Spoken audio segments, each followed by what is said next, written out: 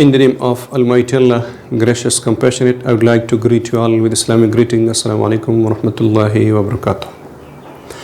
Aminat Sabirium, the Silk Latrapa, Tul Lidunko, Redunkuta, Salamuna, Tramat Runkum, Padehalachi, the Jun Patul Charaki Babari alias. Today is our second lesson, so that's why we will move a little further. Nazmug Dohamu Razda, Nupadaga Jabani, inshallah, Yotso, Urandizu. In the previous lesson, we talked about the English alphabets. Patir dars ke mung the English pa alif ba bani khabari okri, and we said that we have 26 letters in all. Shpagish turilaru divided into two categories, vowel and consonant. Dobar khabani wishila shwidi chi vowel dio consonant. بیا مونږ په دې خبر وکړه چې vowel هغه letters دي چې هغه आवाज لرونکي دي. A, E, I, O, U, and the remainings are consonant. دوهم مونږ په دې باندې خبره وکړه چې how they are pronounced, څنګه ویل کیږي. So we said that مونږ ویل دا څنګه ویل کیږي، نو زه وایم تاسو مې په تکرار کړئ. A, B, C, D, E, F, G, H, I, J, K, L, M, N, O, P, Q, R, S, T, U, V, W, X, Y, Z or Z. Capital in small. لوی او کوچنی. مونږ ویلو چې لوی چې دی هغه په درې کرښو کې لیکل کېږي او کوچنی چې دی هغه په مختلفو لیکل کېږي او دغه یې بڼه ده. A, B, C, D یا A and A.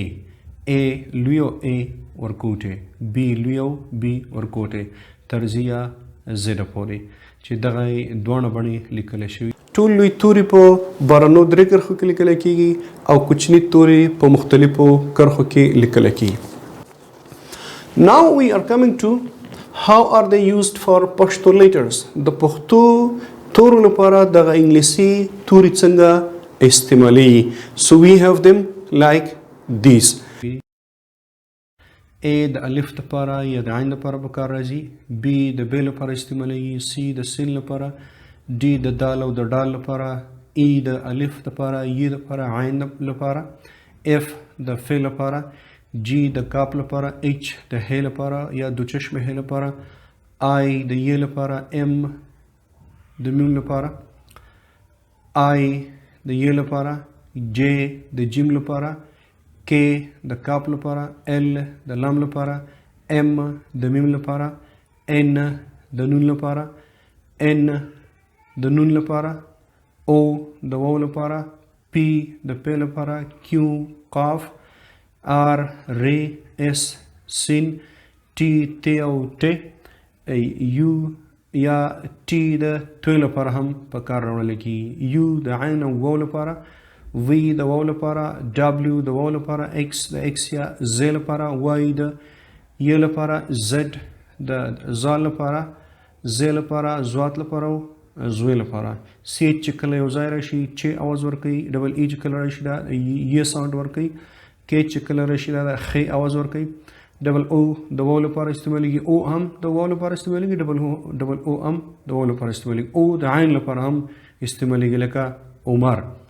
سی اچ د شین لپاره استعمالېږي. جی اچ د غین لپاره استعمالېږي. او پی اچ د ف لپاره په کار وړل کېږي. دغه شان استعمالېږي د دغه تورو لپاره. beginner 1 د beginner 1 نه مونږ یو څه الفاظ یا لغات لرو.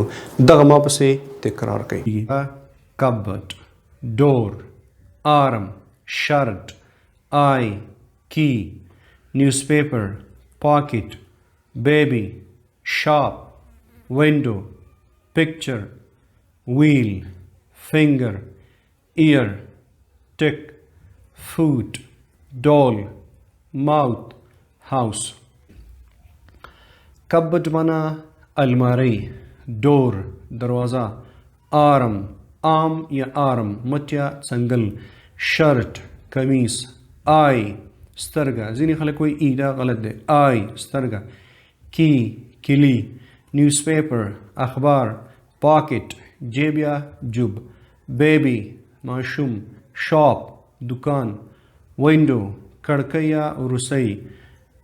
پکچر عکس. ویل پایا یا ټایر. فنگر ګوته. ایر غوږ. ټک د نښې نشان، د صحیح نښې نشان. فوټ پښه یا اخپا. ډول نینځکه یا ګوډۍ، یا څوک ته نینځکه وي څوک ته نانځکه وي یا ګوډۍ. ماوت خوله. هاوس کور. د نن لپاره دغه بسنه کوي، که ژوند نو په راتلونکي درس کې به بیا سره وینو. یو ښه د باد او پرمختللي افغانستان په هیله. تر بیا ښې چارې د الله په امان.